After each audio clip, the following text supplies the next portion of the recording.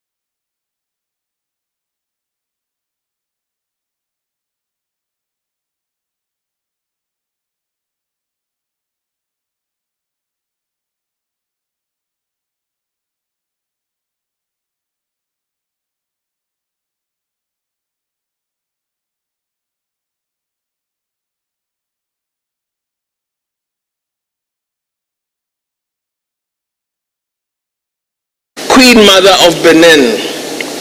Perhaps more well known was the warrior queen, Ya Asantewa, queen of the prosperous Ashanti Empire in now modern-day Ghana.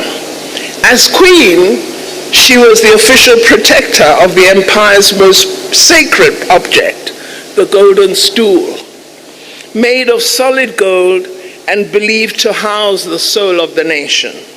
The stool represented the royal and divine throne of the empire. When British troops invaded in 1886 and demanded possession of the sacred object, Asantewa refused. Instead, she led an army against them. "I shall call on my fellow women," she said. "We will fight the white men.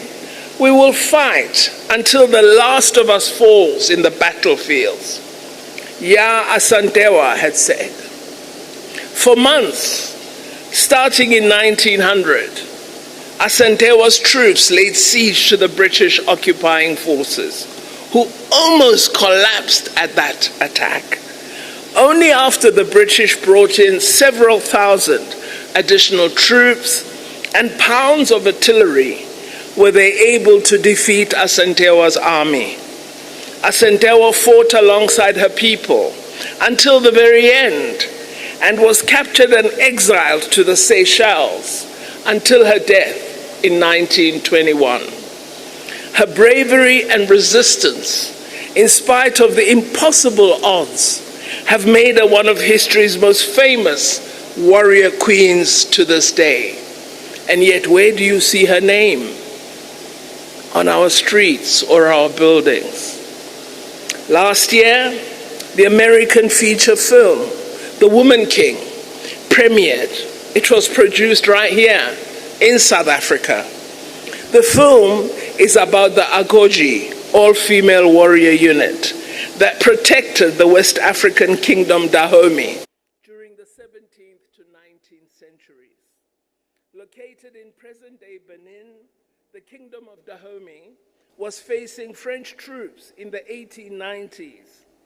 As the French army attempted to penetrate the territory of King Behanzin with the aim of overthrowing him, they came up against an unusual defense, the Amazons of Dahomey. On their return from war, French legionnaires, males, described the courage and audacity of the fearless Agoji women warriors. We have our very own Maxeke. She didn't earn her name on the battlefield, but through her pen and political activism. She was a visionary, intellectual, an internationalist, a teacher, and a fearless servant of her people. Maxeke, the internationalist, traveled to at least 2 continents at the turn of the 19th century, when traveling abroad was both slow and difficult. What this did was give her an upper hand and unparalleled exposure to other cultures and a broader view of the world beyond the limitations of South Africa. In the context of the conduct of international relations today, she is for us an early proponent of what we call people-to-people diplomacy. Through the African Jubilee Choir Tour, she went on to the United States. She exchanged ideas with her contemporaries, shared information, used art to bring South Africa to the world, and used other aspects of culture in order to foster mutual understanding. Maxeke also worked with women fighting for the vote, the so-called suffragists, in Europe and in the United States during that time of travel. In 1894, she stayed in the United States and pursued her studies at Wilberforce University in Ohio, as has been said. Her studies made it possible for her to be groomed by a very famous American sociologist, civil rights activist, and a Pan-Africanist of note, W.E.B. Du Bois, who contributed immensely in shaping her outlook on the world. She graduated with a BSc degree and became the first woman in Southern Africa to graduate from a university. Maxeke, upon having graduated, returned to our country, her home, to educate her people, and became somewhat of a weapon for empowerment. Learning from her own experience abroad, she dedicated her life to the upliftment of others, as well as the struggle for liberation of Black South Africans. She was a fierce opponent of the Dompas for Black women and men, and helped to organize the anti-pass movement in Bloemfontein. In 1913, Maxeke led the first women's march in Bloemfontein against the extension of the odious passbook for women, and led a delegation to Prime Minister Louis Botha to discuss the issue of passes for women. What was intriguing about her at that time was that she was not afraid to enter traditional male spaces and challenge the status quo. She was the only woman in the room at the founding meeting of the South African Native National Congress, what we know today as the African National Congress, or ANC, at the Methodist Church in Vryhoek in Bloemfontein on the 8th of January 1912. She sat quietly while the men discussed whether she could remain in the meeting, despite being much more intellectually advanced than all the men who were discussing her. In 1918, she co-founded the Bantu Women's League and became its first president, later creating much noise of public opinion against the disgusting practice of medical inspection of Black women before they could enter domestic service. She was also involved in protests on the Witwatersrand about low wages for women, and participated in the formation of the Industrial and Commercial Workers Union in 1920. Now, all of us sitting here, if we are workers, we all believe we work very hard. And at the end of the day, we are really exhausted. But we don't form trade unions. We don't fight for women's rights. We don't march in the streets. We don't uplift others. And yet we work really hard and we are really tired. Maxeke saw education for Africans as a vehicle to liberation. She was asked by the then Ministry of Education, the colonial Ministry of South Africa, to testify before several government commissions in Johannesburg on matters concerning African education. So even those who were antagonistic to her recognized her qualities and sought her intellectual contribution.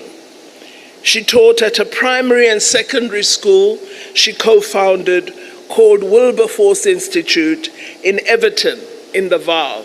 And can you believe that institute still exists today?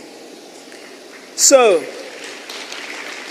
for us in Durko and for many in South Africa, Maxeke is the embodiment of what an empowered woman can achieve for her people. And she's an excellent example of what education can do for a girl child in Africa and elsewhere in the world. Maxeke was a social worker and a welfare officer, and served her people without funds and often for no pay whatsoever. Her opinions and recommendations were often sought by the government, and in many cases she fought for young Black offenders and succeeded in getting them suspended sentences and access to schooling. She eventually, just listen to this woman, she eventually set up an employment agency for Africans in Johannesburg and worked to help young people who came into conflict with the law to obtain education and skills. All that she does is cause you to ask, what am I doing with my life? While being the first black woman in the many spaces she operated in, she understood that for meaningful representation of women, she needed to rally other women to amplify their voices in the struggle for gender equality. We salute the ethos that Charlotte Maxeke stood for, of human solidarity, of compassion, of sacrifice for the common good, as well as her people-centered approach to development and self-reliance. So to honor the legacy of this trailblazer, as DIRCO, we have developed a bold, transformative, and concrete program that will anchor South Africa's contribution to the UN Women Global Accelerated Plan for Gender Equality. Our program is called the Charlotte Maxeke African Women's Economic Justice and Rights Initiative, which we launched in 2021. Our initiative is being implemented through 6 flagship programs aimed at making a real impact on gender equality and women's empowerment. We recognize that while a great deal of efforts have gone towards safeguarding the civil and political rights of women, the economic rights of women and girls have largely been neglected. Through implementation of this initiative, South Africa seeks to mobilize the global community to support women's leadership across all the action coalitions of the UN Generation Equality Forum. The focus we've chosen is on economic justice and rights through education, training, and mentorship for women and youth, as well as through creating opportunities in economic participation, networking, diplomacy, and trade. One program of our DIRCO initiative is the training of women leaders from various sectors of society on conflict resolution, mediation, and negotiation. The graduates of this program then joined the Gertrude Shope Women Mediators Network, moving from the premise that peace is a precursor to development. We believe it's pivotal that DIRCO complements its implementation of the Women, Peace and Security agenda with a program that is aimed at the economic empowerment of women. So we don't just want to say women should be involved in peace, negotiations, in post-conflict reconstruction. We also believe women must be economically empowered. We believe we can all learn important lessons from the life of Charlotte Maxeke. And I wish to remind you or recall her wise words when she said to her compatriots, women who were working closely with her. She said, and I quote, "This work is not for yourself. Kill that spirit of self and do not live above your people but with them. If you rise, bring someone with you," close quotes. I also want to remind you of the words of another great woman who strived after Me Charlotte Maxeke, and that is Me Albertina Sisulu, one of the most wonderful, humble, dignified leaders we've ever had in our country. She said, and I quote, "We are each required to walk our own road and then stop, assess what we have learned, and share it with others. It is only in this way that the next generation can learn from those who have walked before them. We can do no more than tell our story. Then it is up to them to make of it what they will." I encourage each of our award recipients tonight to please share their story with the next generation so that they can be inspired by your accomplishments and strive to be women of excellence, which is what we believe you are, and which is the reason we honor you today in the name of Me Charlotte Maxeke. I thank you very much, and I hope you will enjoy the evening and the awards. Thank you for being here.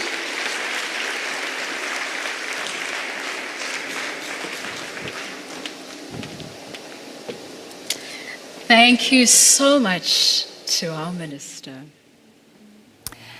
That was Minister Dr. Naledi Pandor at the inaugural Charlotte Maxeke African Women Leadership Awards, talking about wonderful African women, the legacy that they have left. And tonight, more will be recognized for what they have achieved in various sectors of society. Those who put Mama Charlotte Maxeke's work as a social worker and native welfare officer is arguably the best portrayed of her strength and distinguished ability. Maxeke saw the need and took the initiative to serve her people without funds and for no pay. In many instances, she succeeded to get suspended sentences for the cases where lawyers had failed. To present the award in this category, let us welcome Mr. Thulasizwe Makhanya from the Charlotte Manya Maxeke Institute.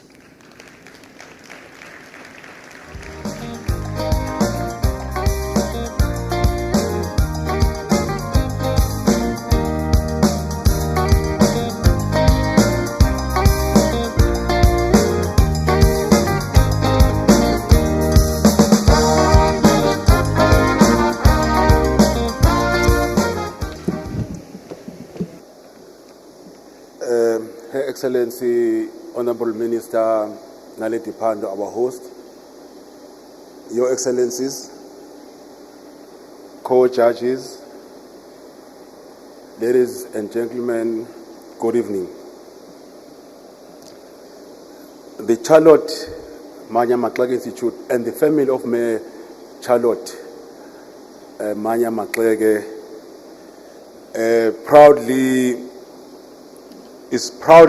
extremely proudly to be associated with this event that keeps the memory and legacy of our patron alive. We are happy that women from all over the continent who are working tirelessly every day to make a difference are being recognized. Following in the footsteps of our great-grandmother, our icon, and also bring others up, as her famous quote would say. The winner of Charlotte Manya Maxeke Women in Community Service, and the first award tonight goes to Elizabeth Mpofu from Zimbabwe. Elizabeth Mpofu is a Zimbabwean organic farmer and activist who has dedicated her life towards the betterment of smallholder farmers and women's rights. She is currently the general coordinator of the world's largest peasant movement, La Via Campesina, a coalition of 164 organizations in 73 countries helping give small and medium-sized farmers a voice. The coalition coordinates organization support of rural women farmers and indigenous communities across Asia, Africa, America, and Europe. La Via Campesina groups have helped organize and participate in protests for violence prevention and women empowerment.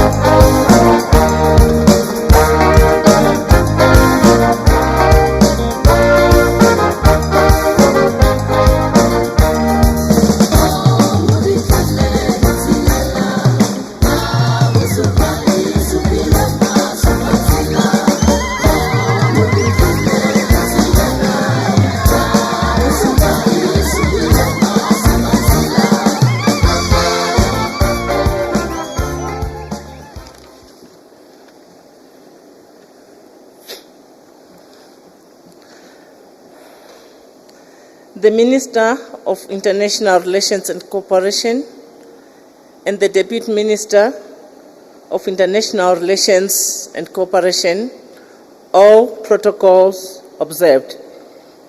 Let me take this opportunity to thank the organizers of this important ceremony. At the very outset, may I say that I'm delighted to be here this evening for this important occasion. I have never dreamt that my efforts to empower peasant women in farming communities would be recognized at this level. If I had to come up with a theme, I would have wanted to say, women can do it. Our utmost focus is on the need of the honor, which is African rural women in action. Women's empowerment can be conceptualized as increasing women's self-esteem, abilities to create rational decisions, and right to effect revolutionary change for themselves and others.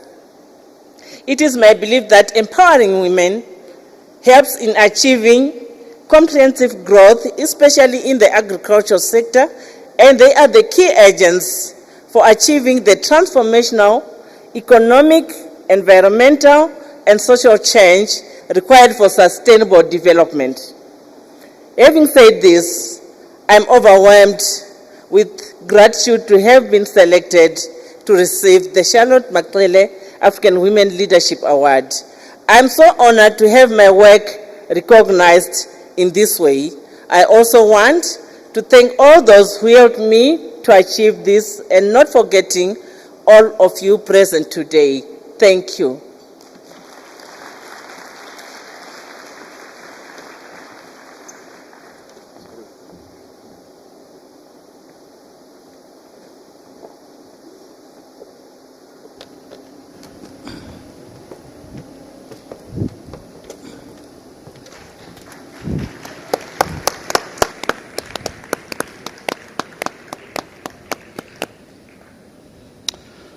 Congratulations, Ms. Mpofu. Incredible work indeed. Now, Excellencies, Ms. Mama Maxeke can be described as having been an economic empowerment agent. She understood the intersectional identities of women who faced multiple discrimination. She was imbued with the spirit of service. Her economic empowerment work saw her setting up an employment agency for Africans here in Johannesburg. The next award will be presented by BMW, but before I give you a little bit of information about BMW, we are being joined by guests online. So if we could please ask our winners to keep their acceptance speech to maximum of 2 minutes, please. The BMW Group is the world's leading premium manufacturer of automobiles and motorcycles, and the BMW Group production network comprises of over 30 production sites around the world. The company has global sales network in more than 140 countries. BMW Group South Africa, which holds the honor of having the first BMW plant outside Germany, is this year celebrating 50 years of operations. To present the award for the Charlotte Maxeke African Women in Business, please welcome Ms. Julia Modise, the Human Resources Director of BMW Group, South Africa.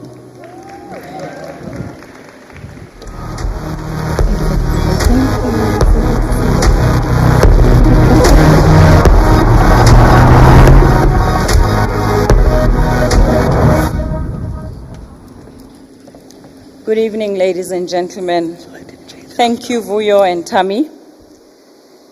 Her Excellency Mayor Dr. Naledi Pandor, Her Excellency Ms. Maxeke Dlamini, female cabinet ministers, female heads of diplomatic missions, African women leaders, DECO senior management,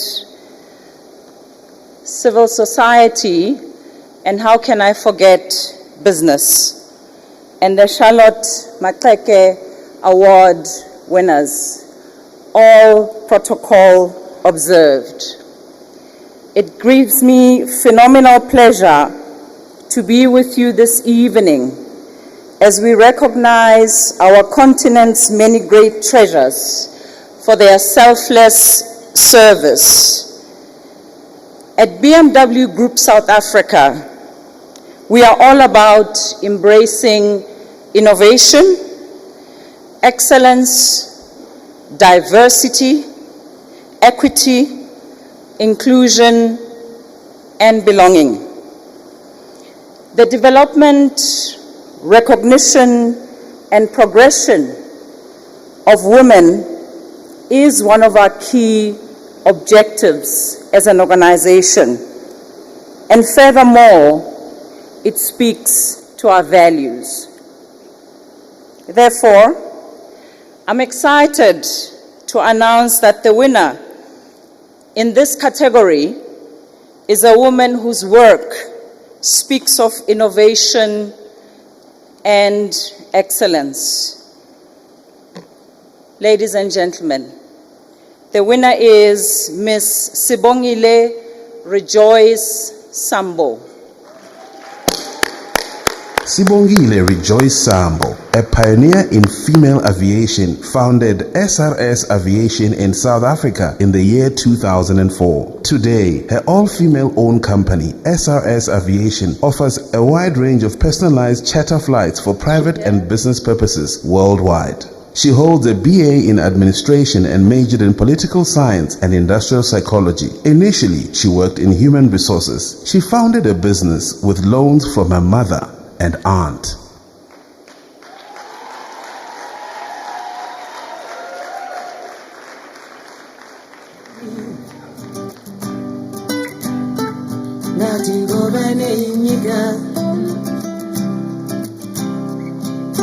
Chido changu ukora uchie mwerera kandara kora kasibirira kuzira kora kafana naneragu ukama unoti.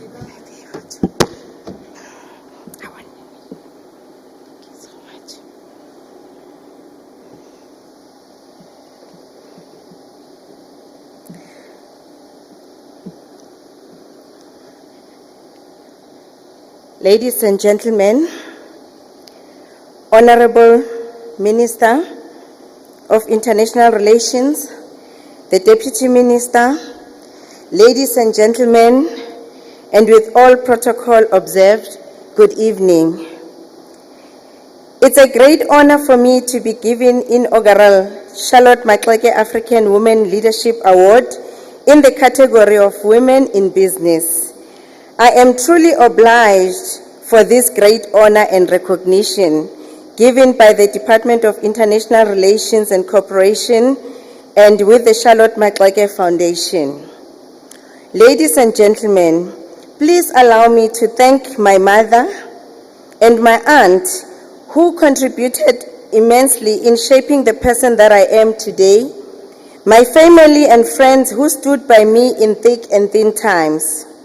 This success is dedicated to the team that I work with and all the clients that believe in our services.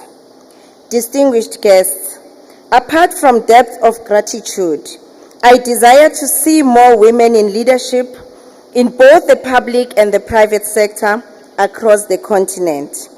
Empowerment of women and young girls is very close to my heart. I would urge all women, young and old, to focus on their education, sharpen their knowledge and skills, as that builds a strong foundation for success. It is our duty as leaders to create a safe social and domestic environment for young girls to grow into ambitious women who are well equipped and courageous enough to pioneer in their industry of choice.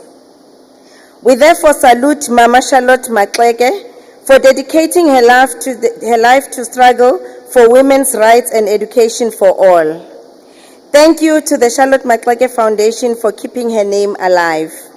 As I conclude, ladies and gentlemen, achievers don't submit to instant gratification.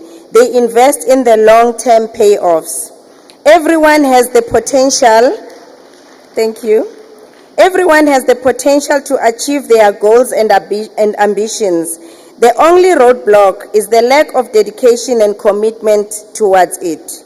No one is fearless. The difference between achievers and everyone else is that they take action despite their fears. Ladies and gentlemen, let me share my philosophy as I go to sit down. I know who I am and I know who I'm not. I can never forget where I come from, but I know where I am going.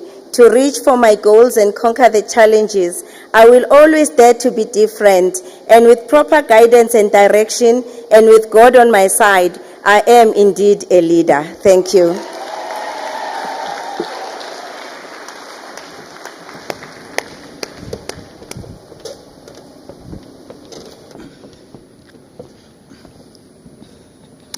Congratulations, Ms. Sambo.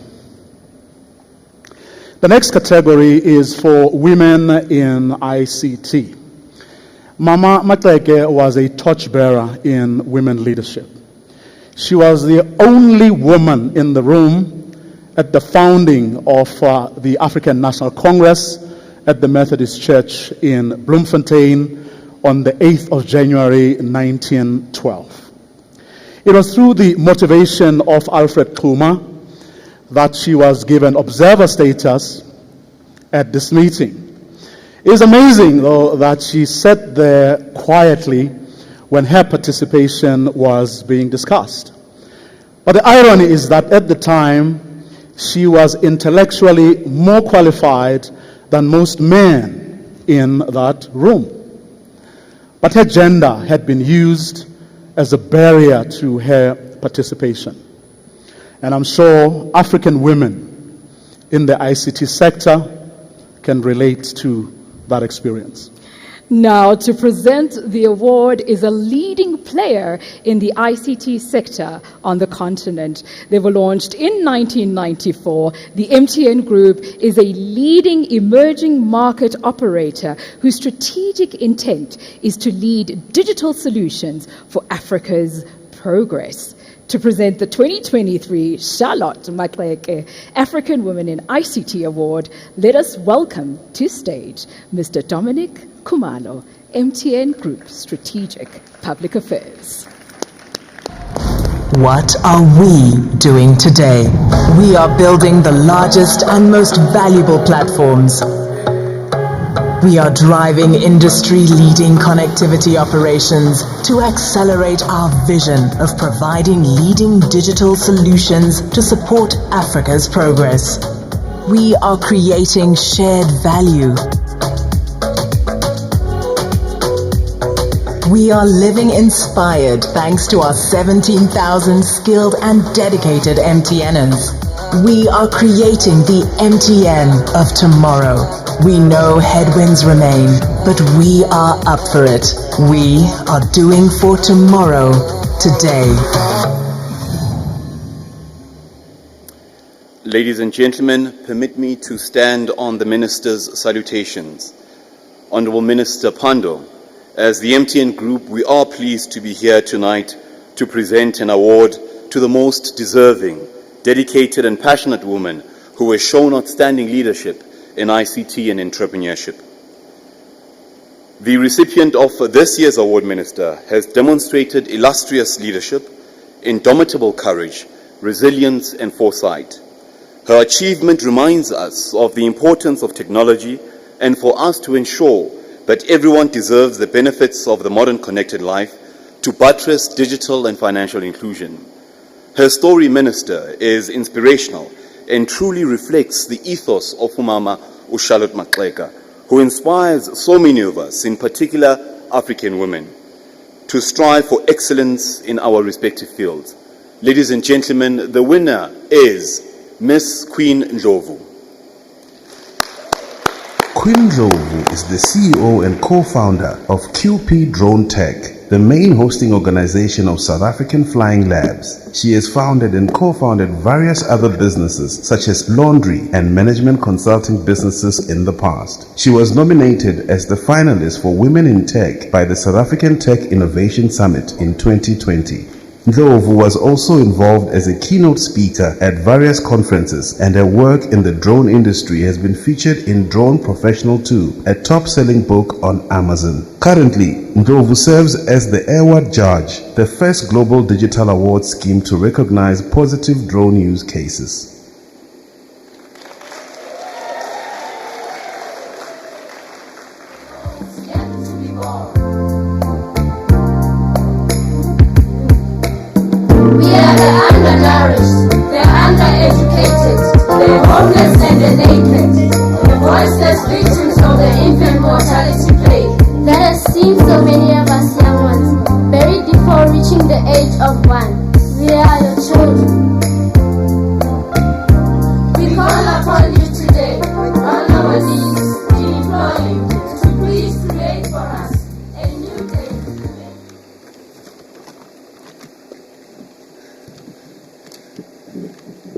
Wow. After this introduction, I don't know what to say. I think it was a bit exaggerated. I would like to start by saying I'm not an African because I was born in Africa, but because Africa was born in me. Those are the famous quotes by Kwane Murangi.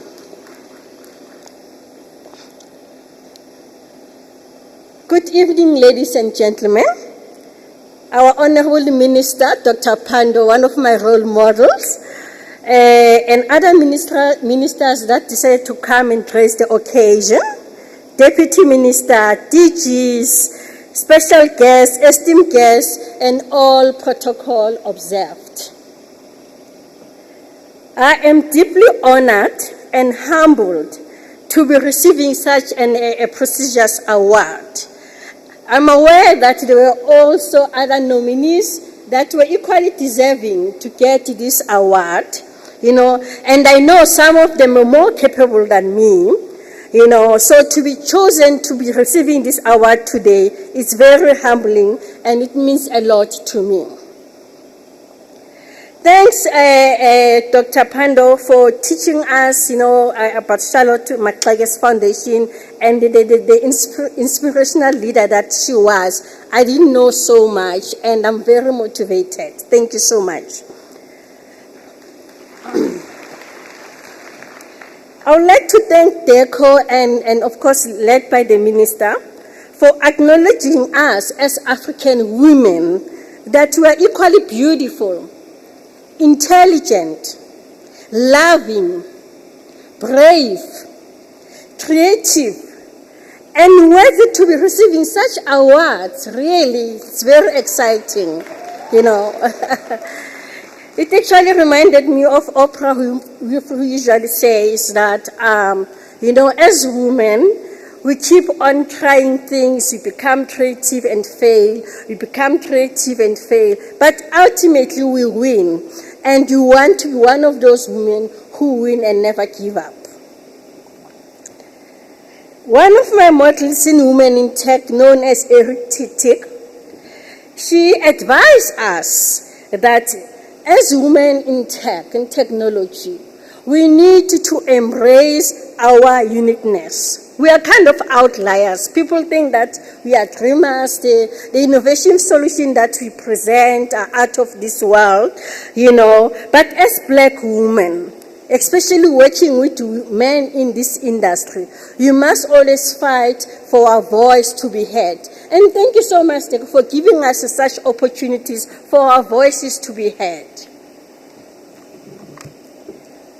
The increased participation of women in digital technology is very crucial. It's important that we need to be sustainable not as Africa, but global as well. All of us are aware here, I think, that technology is not only an enabler, but also a liberator for those young girls there and women who want to enter the space. You know, I was checking the stats, you know, and I realized that from GEP, that 13% of young girls are entering the engineering and STEM space. And globally, it's about 28% that is entered by women. And that's not acceptable. So we are grateful that a platform like this one, especially DECO, they're spearheading the digital transformation. I must confess and admit, sorry that I had an incident with my class this morning and I can't see without them. You know, I must admit that this journey hasn't been easy. I think it's about 4 or 5 years, you know. It was full of bootstrapping, no income, you know, several rejections when we were pitching, you know. But luckily, one received a lot of support. You know, and I would like to thank this opportunity to thank our academic board, led by our chairperson, Ms. Sharon Mastop, and our CEO, who's my guest today, Mr. Jack Shulubane, and our CIO, who couldn't join us for obvious reasons, and the staff at large. We are also eternally grateful to our strategic partners and clients who took a risk with us, the liberty of this world, and believe in us. UN agencies like UNICEF, Santam, and we appreciate that. We don't take it for granted. Winning this honor wouldn't have been possible without friends and family who supported me. I'm a single mother with 3 girls, you know, and it's not easy. But they always remained my inspiration, my support. And I would like to dedicate this award to my eldest daughter, who's not very well. He's been involved in a car accident and hospitalized. And the award is dedicated to her. Thank you. In closing, I would like to say that Ashton always reminds us that it's not always about being successful, but it's about the value that you are adding, considering our leaders of Charlotte McLean that did with us. And we are wearing this badge with pride, Minister. Thank you so much, and thank you, everyone.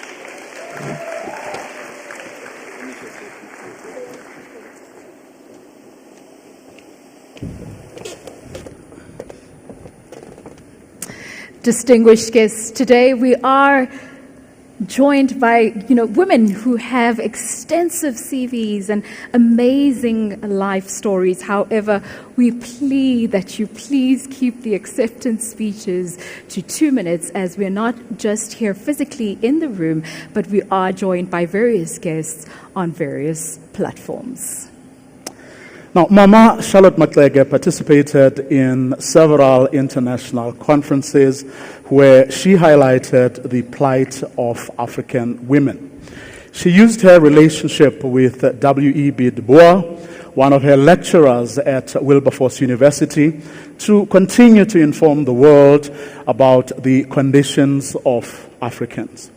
This is documented in some of her letters with this outstanding Pan-Africanist. The next category is meant to honor African women who continue to tell the African story. They do it objectively, they do it fairly, and they also do it from the African perspective. To present the award for African Women in Media, please help me welcome the Director General of the Department of International Relations and Cooperation, Mr. Zane Dango.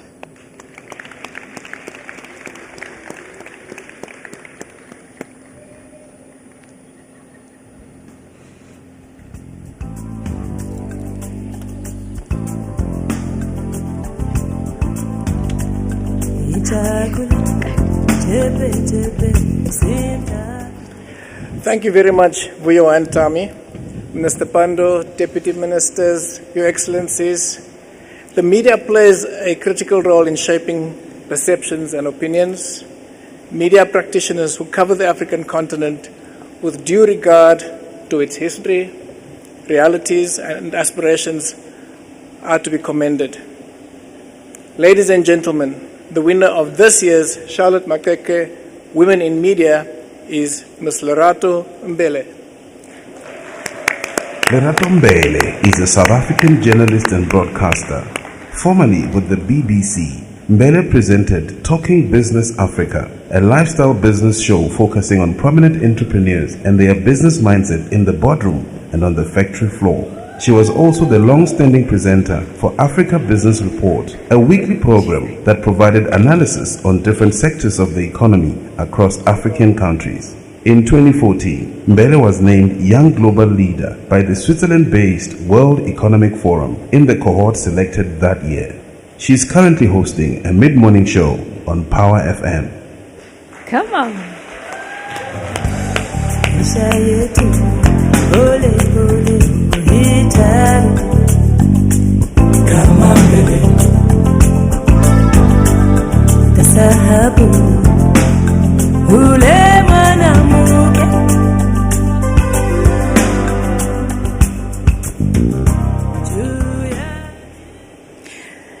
The Honourable Minister of International Relations, Your Excellencies, it is a singular honour for me to receive this award in recognition of the work that I've done on the African continent for the past 15 years. I'm truly grateful, I'm truly humbled. It would be remiss for me to receive this award without acknowledging those who have opened the door for me, paved the way, and helped to curate great content for me on radio and on television. So I'd like to thank former producers at the SABC, at CNBC Africa, at BBC World News, and now at Power FM. I'd also like to thank my family for putting up with me and accepting that there are many family events I couldn't attend because I was jet-setting somewhere in the world to cover a story. I also want to say that being a journalist on the African continent is very, very challenging. It's challenging logistically, simply moving from one locale to another. You also put yourself at great risk, health risks, especially when you're traveling to remote rural areas, and you become a nuisance to administrations that don't want to be challenged. But we do it anyway because we love the job, and we do it anyway because being a black African girl on a global media platform matters. Representation matters. Being seen as African, articulate, able, and being able to back ourselves up has been very, very important to do. But I want to thank you, Honourable Minister. I want to thank the South African people. I want to thank the South African government. For me to receive this honour today, being such a feisty, fiery advocate and critic of the government often, wouldn't be possible were it for a country that doesn't respect democracy and the values and the value that the media holds in a democracy. I am here today because the South African government respects that we must do our job without fear or favour. They respect the fact that journalists will hold their feet to the fire. The South African government honors the legacy and the values of Charlotte Maxeke. That is why I stand here today. And it is the biggest thank you to South Africa that I want to express. Thank you.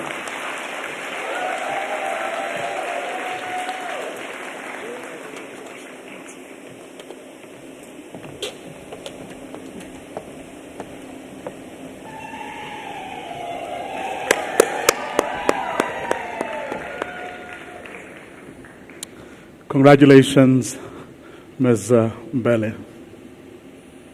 Please, if you could stay there. DG, there are two winners in this category. The next winner was not born in Africa, but indeed Africa was born in her. She grew up here in South Africa. She and her family are permanent residents. Her amazing work of consistently finding and telling positive African stories compelled the judges to recognize her work. Ladies and gentlemen, the winner is Ms. Eleni Giokos. Eleni Giokos is a CNN anchor and correspondent based in Dubai, a regular anchor across CNN's news and business programming. She also presents the network's Connecting Africa and Marketplace Middle East feature shows. Raised in South Africa, she has more than 15 years' experience working across TV, digital, radio, and print media. One of CNN's most versatile correspondents, she joined the network in 2015. Giokos has interviewed heads of state and captains of industry. She began a career at CNBC Africa in 2005 before joining 24-hour news channel ENCA as an anchor and correspondent. She has contributed regularly to South Africa's Mail and Guardian newspaper, worked as a motivational speaker at public schools, and trained aspiring journalism students.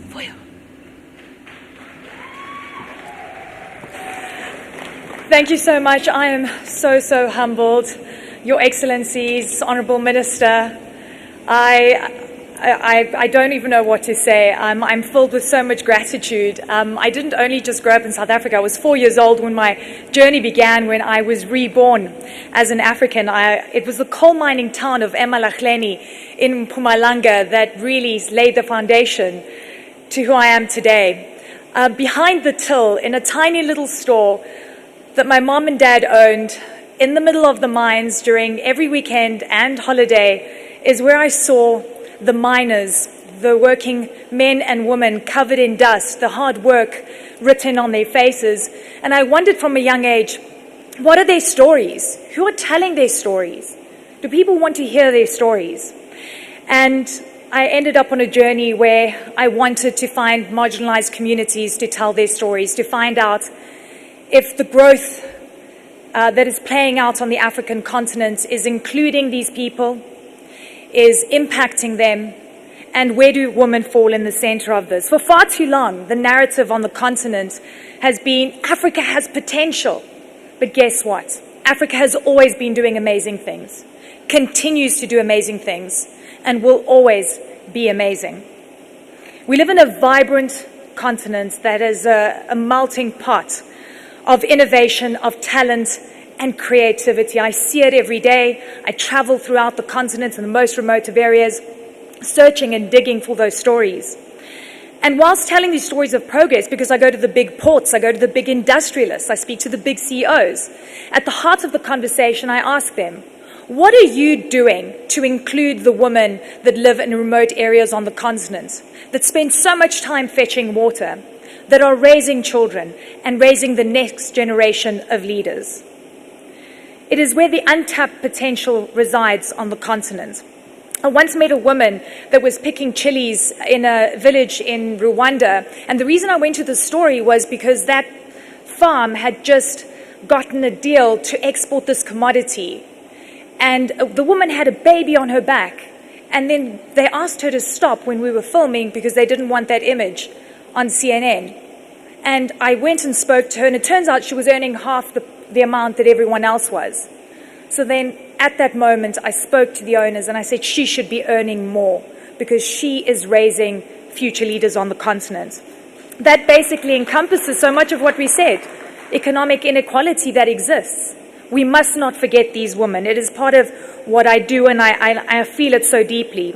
I want to thank CNN who have allowed me to share the stories of prosperity on the continent. They see my enthusiasm. They see the amazing stories. To my amazing family, Mama, Baba, I've got 3 sisters, Heidi, Vasilia, and Vicky, and Anthony. Heidi, you might know, she's a journalist. To my amazing husband who gets so excited when I travel across the continent because I come back with amazing stories, George, and my little girl, Cleo, who's already pretending to be a journalist. But more importantly, I dedicate this award to the most resilient people I've ever met in my life. They are the women that are carrying the weight of family, of farming, of trade, all in the sacrifice of creating the new generation of leaders on the African continent. This one's for you. Thank you so much. I'm humbled.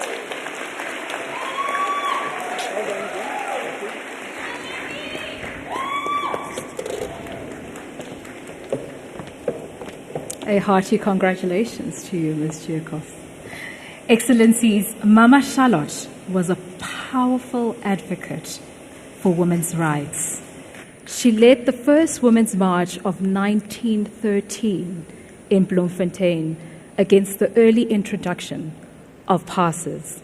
Her courage and leadership allowed her to transcend religious and cultural barriers. Maxeke was a pioneer in one of the greatest human causes, working under extraordinarily difficult circumstances in the face of prejudice, not only against her race, but also against her gender. She was a visionary. She co-founded the Bantu Women's League in 1918 and became its first president. She continued to fight against the past laws and mobilize public opinion against the medical inspection of black women before entering domestic service. In today's world, we would define her as an activist of sexual reproductive health and rights. The next category honors African women who advocate for peaceful resolution of conflicts. And to present the Charlotte Maxeke African Women in Peace and Security Award, please welcome the head of stakeholder relations at Old Mutual, and that is Themba Matebula. Challenges will come, difficult times will come, the storm may hit you. The first thing you typically need to do is believe in yourself. Whatever dream that you've got must move from being a dream to being an idea into a plan. Don't lose sight of the vision.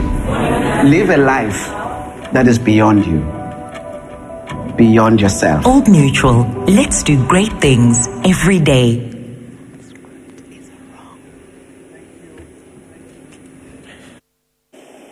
And Tammy, for the sterling work directing the program tonight. I think they deserve a round of applause. Honorable Minister, Deputy Ministers present here tonight, our special guests, the awardees that we are celebrating here tonight, ladies and gentlemen, good evening. As a business that is firmly rooted in the communities that we serve, Old Mutual strives to maintain the highest ethical standards and protect human rights in all 14 markets where we operate in the continent. It is our responsibility to ensure that our employment policies and practices celebrate the critical role that women play in maintaining Africa as a region of peace and development. On that note, ladies and gentlemen, I am delighted to announce Ms. Farida Charity from Uganda as the winner. Farida Charity is a community leader and peace advocate supporting peace initiatives in the conflict-affected district of Yumbe, northern Uganda. Charity started her activism at a very young age when she participated in the peace negotiations with the Uganda National Rescue Front, which led to a formal ceasefire agreement between the rebels and the government in 2002. Today, Charity is the Speaker of the Yumbe District Council. For 5 years, she has been using a leadership position to advocate for policies that promote the peaceful coexistence between the refugees and host communities in the district, and to advocate for health services for women and girls. As the chairperson of the Council's Women Caucus, Charity mobilized fellow women leaders to start mentoring programs targeted at school-age girls from host and refugee communities, focused on preventing sexual gender-based violence, managing conflict, and keeping girls in school. Brilliant. Ms. Farida Charity wasn't able to join us this evening. However, to receive the award on her behalf is Ms. Joy Irene from the Uganda High Commission. Sorry, Ms. Joy Irene Jogole. Let me pronounce it. My apologies. Please, a round of applause.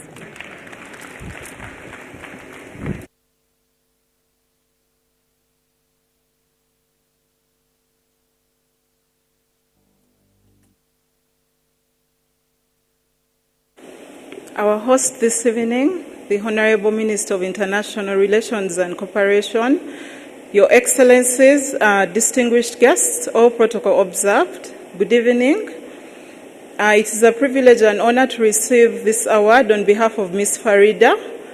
I would like to thank the organizers of the award ceremony, and I would like to thank the phenomenal ladies that have received the award in the different categories. Thank you for showing us the way. Thank you.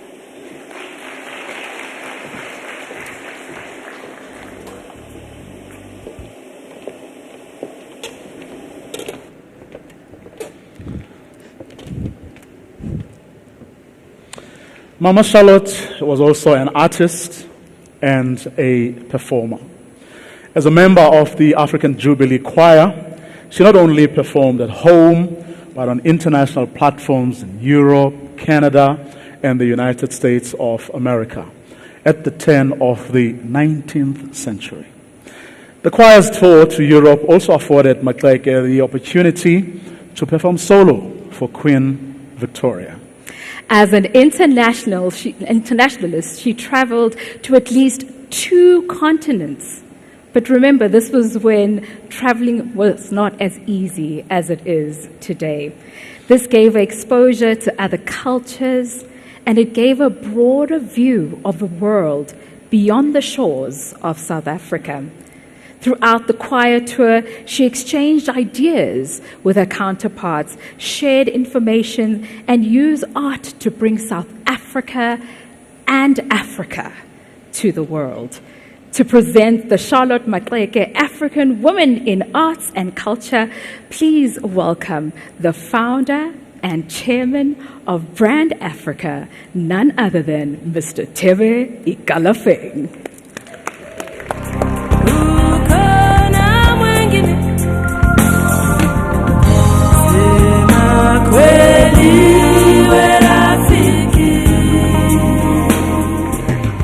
Honorable Minister, ladies and gentlemen, distinguished guests, all protocol observed, I think this must be the most exciting award that's coming up next, because every single one of us can relate to the award.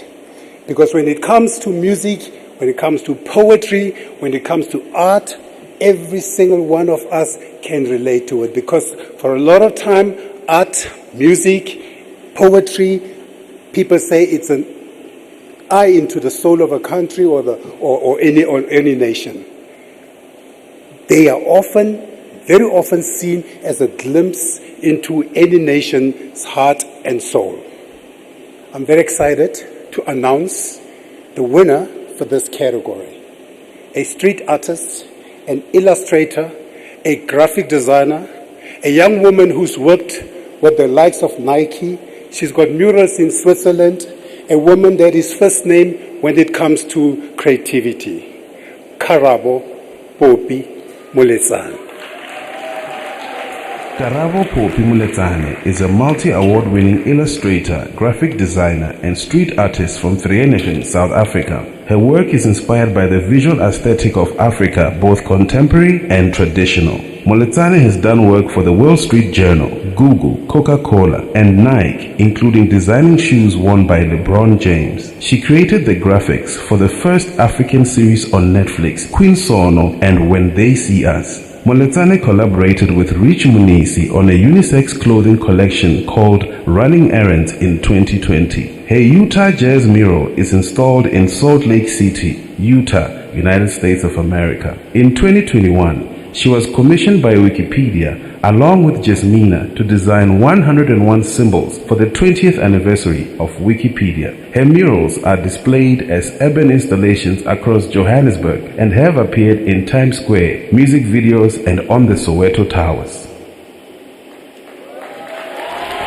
Louder! This is the youngest winner!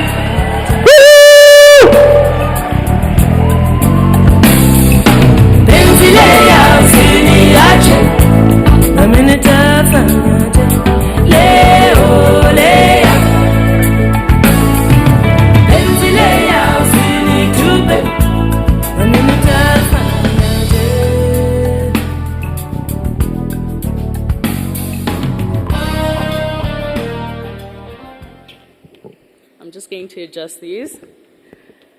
Yeah, so good evening, everyone, and all protocols observed. If we haven't met before, my name is Karabo Popi Moletsane.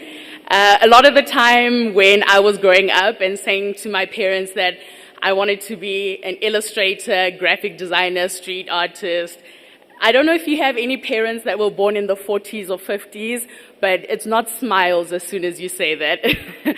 But this evening, it really brings me great pleasure to say I got to be here with my father, Sello Andrew Moletsane. And he is one of many people that are the reason for who I am, why I do what I do. He's instilled incredible culture and confidence within me. And I remember when I was thinking of a thank you speech, I wanted to think of some storytelling, some allegory, some puns to be put into this. But recently, I had lost my mom. And it was a really sad time for myself and my father. I mean, we're best friends, and she was our best friend as well. And it got me thinking about legacy and how important legacy is. At her funeral recently, people were speaking about a very common thread and a golden thread that had run through everyone that was in my mom's life, and my mom was in their lives, and that life was made better because she was there, or life was made easier because she was there, or life was made beautiful or more beautiful because she was there. And I really think from her friends saying that to how I grew up, life was really better when my mom was in it. And I think that's a beautiful legacy that she's left. And it made me start to think, as young as they say I am, but think about my own legacy and what I would love to leave behind. When I started my journey, I always thought, okay, let me find someone, an amazing African woman that I can kind of look up to and see that's gone through something creative, something unconventional, similar to the crafts and disciplines that I do. And it was really difficult to find.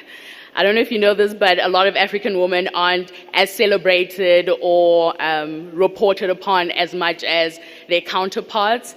And I just told myself at the time that I'm going to be setting out to change this. And after so many years of head down, focused on trying to be the example that I wish I saw when I was younger, I think I may be reaching it.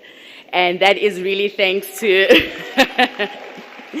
That is thanks to my mom. That is thanks to my father, my 3 brothers. They've heard many nights of crying, of wanting to give up. It is thanks to my Lord Jesus Christ. He's the one that's put this gift in me and really put the purpose and made the doors really swing wide for me. I mean, traveling to different countries, putting my art there. I mean, I'm just from Vereniging. My dad attended Wilberforce in Vaal as well. They were talking about Miss Charlotte being there. So like seeing all of these little connections come together, I am truly honored. And I just want to say, like, emphasizing the importance of having a partner that supports you, that holds you down as well. I just want to say thank you to my fiance, Ellen Chabane, as well. And it is just so great to have such an amazing platform, celebrate such an unconventional person, queer, creative, well-dresser. I just want to say thank you so much to everyone, and I am still going strong with this journey to break down the barriers and make things easier for the next generations to come.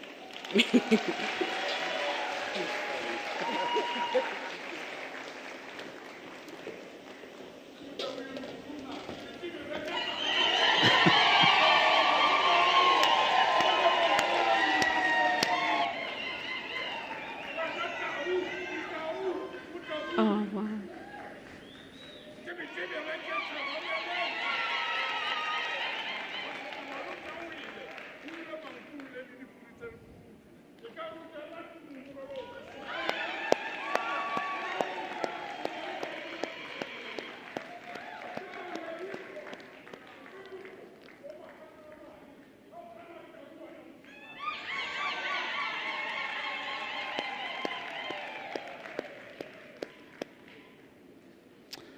Congratulations, Poppy, once again. Whilst on the subject of arts and culture, to present the Charlotte Maxeke African Women's Sports Award please help me welcome the former Vice President of the South African Football Association, businesswoman, Ms. Ria Ledwaba.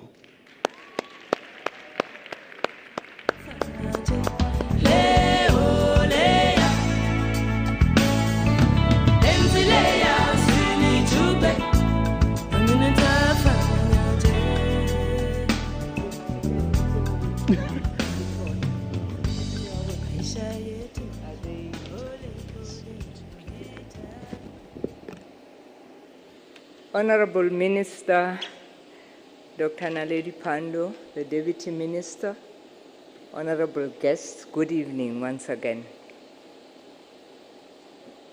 As a member of the judging panel, I can tell you this, that probably this category was the easiest of all the categories that we have when we selected the winner. This group of young women are history makers.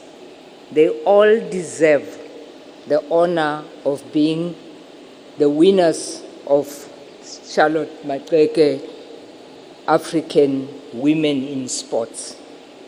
And I'm proud to stand here to announce the winners of this category, the South African National Women Football Team. The only hope that we have for South Africa, Banyana Banyana. In 2022, South Africa's national women's football team, Banyana Banyana, won the Women's African Cup of Nations for the first time ever. Banyana beat host Morocco 2-1 with South African striker Hilda Magara scoring twice in 8 minutes. Under the guidance of award-winning coach Desiree Ellis, the team fought against the odds, including injury and COVID, to take the trophy and make their nation proud. As African champions, Banyana Banyana have also qualified for the FIFA Women's World Cup.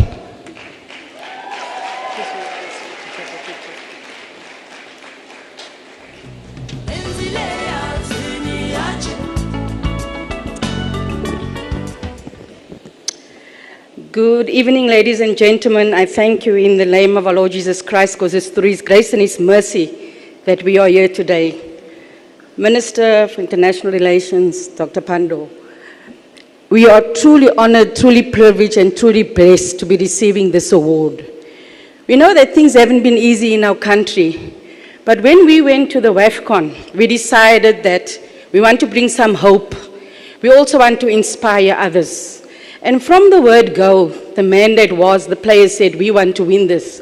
And each and every game that we played, we celebrated with gusto. Immediately after, we got ready for the next game.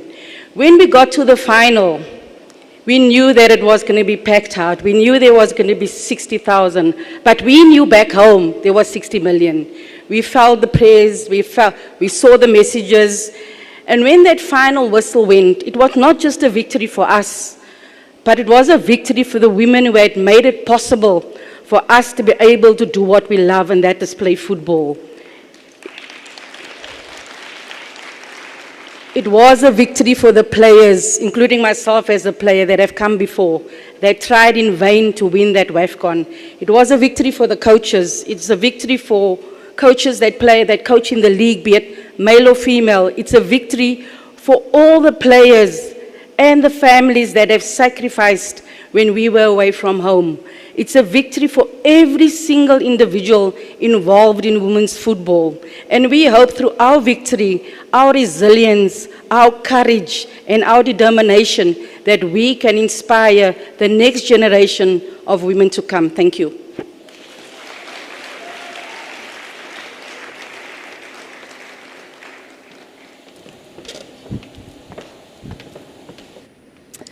Ladies and gentlemen, we are going into the final award for the evening. But before we do that, I'd like to let you know that each winner from the categories will be receiving 50,000 Rand courtesy of the sponsors. I definitely think that deserves a round of applause. Mama Charlotte Maxeke was an early ambassador of our country, forging people-to-people ties. She worked with suffragettes both in Europe and the US during her travels. She advocated for cooperation and understanding between the people of South Africa, the African continent, and those friends she made through her travels and studies abroad. That is exactly what diplomats do. Now, the winner of the Charlotte Maxeke African Women in Diplomacy is Ambassador Gertrude Mongela from Tanzania.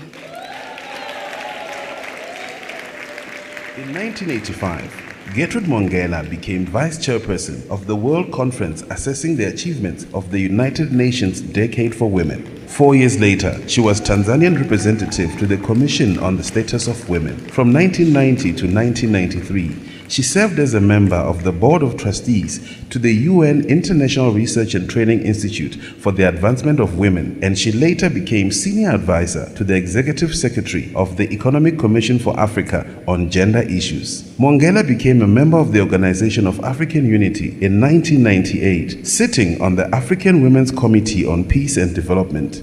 Leader of the OAU Election Observer Team for the 2002 Zimbabwean presidential election. Mongela was also a goodwill ambassador for the World Health Organization's Africa region and designated chairperson of the International Advisory Board of the African Press Organization. Founder of the Advocacy for Women in Africa, she became the first president of the Pan-African Parliament in 2004 and was awarded the Delta Prize for Global Understanding by the University of Georgia a year later. To present the award, please also help me welcome Dr. Naledi Pandor onto stage.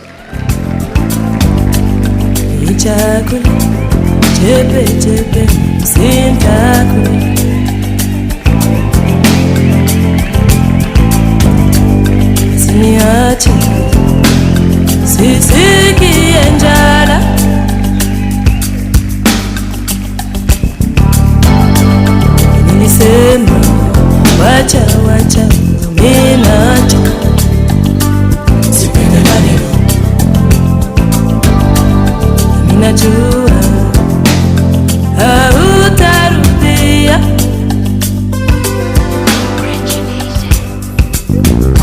juu ya nini uko na mwingine sema kweli we rafiki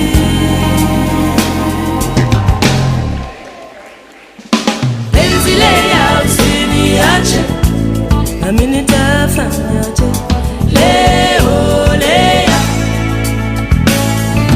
penzi leya usinitupe nami nitafanyaje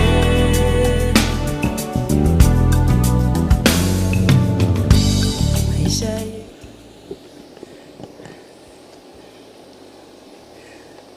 Your Excellency, Minister Pando,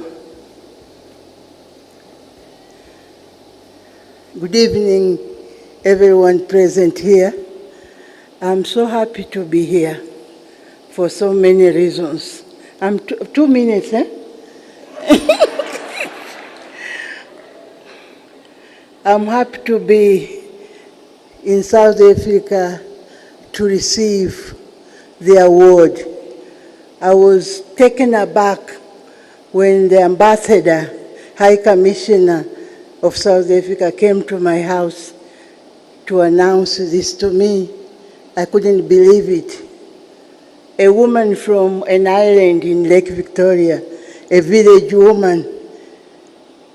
I have come the whole way to this award of the greatest woman. The minister's speech covered everything. But I just wanted to say that I'm so humbled I didn't do these things alone. I remembered then the Bantu philosophy that I am because you are and you are because I am. That gave me strength. I'm taking this award on behalf of all the people I have met throughout my life. They are the ones who supported me to get where I am, to get this award, particularly the women of the world. So women, the woman we are celebrating today is a demonstration of the power of the woman. That woman was everything because she was committed to her nation. She was committed to the people. And I want just to say something, a story you must remain with. We should not let down Charlotte. We should just keep on moving and doing better.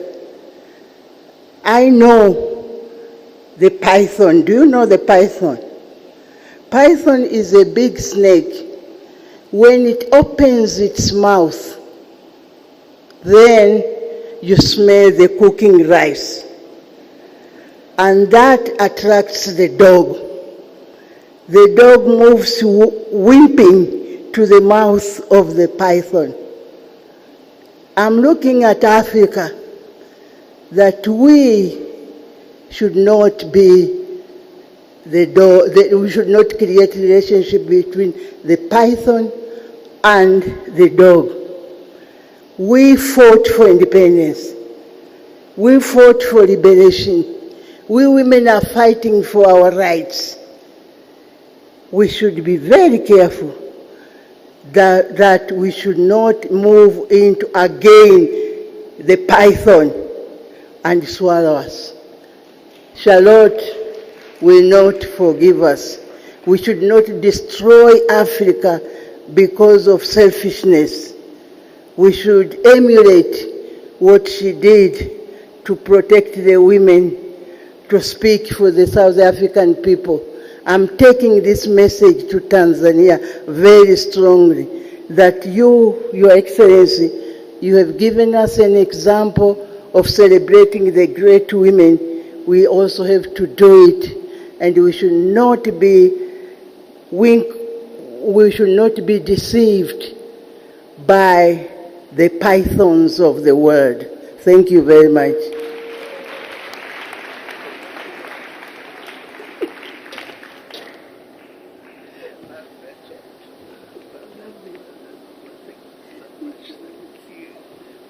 Let me say something.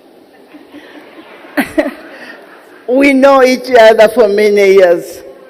So that's why we are hugging longer than anybody who came on this stage.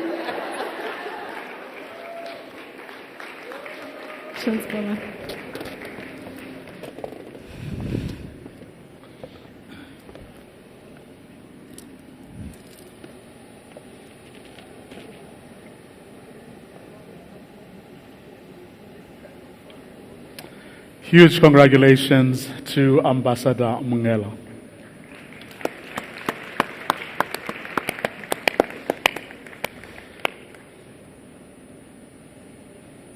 Now, later on, we will have Shekinah back on stage. But right now, I would like to call on a multi-award winning megastar.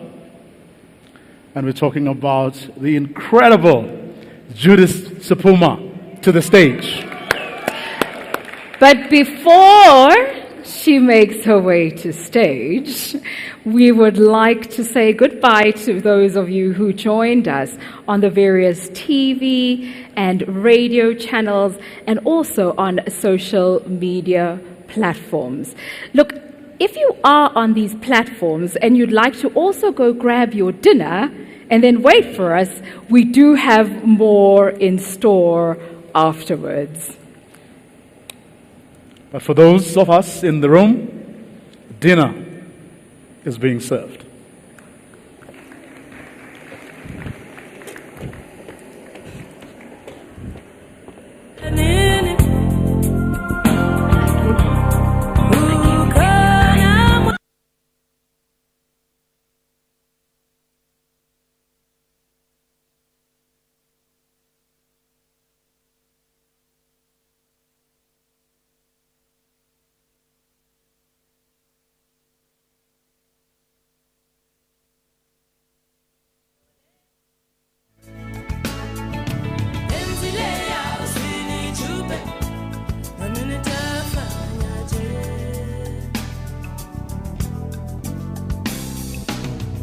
Benzile